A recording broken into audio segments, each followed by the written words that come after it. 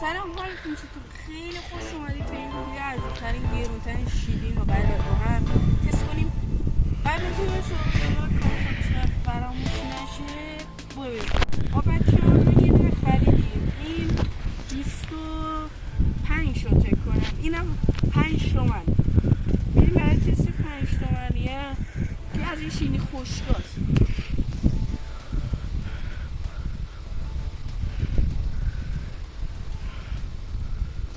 خب این از این بریم آخر سر بهتون میگم. این بچه نگاه کنید، این واقعا خیلی خوبه.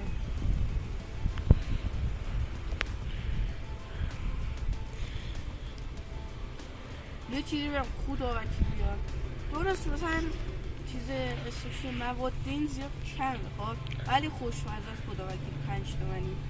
این هم موادی زیاده ولی اونجوری نیست. من به ارزونه از 10 نمره من بهش 5 میدم. خب به بزرگم مثلا 7-8، چون مثلا مواد زیادی بهش چیز شده. الان بچه ها من میخوام نظرم همین وقتی که ارزونه رو انتخاب کنم. منم نظرم میاد.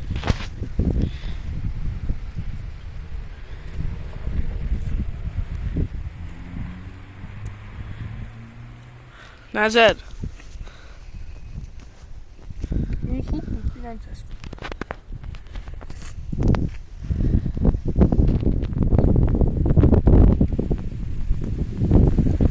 به نظر من میشون 2000 years later.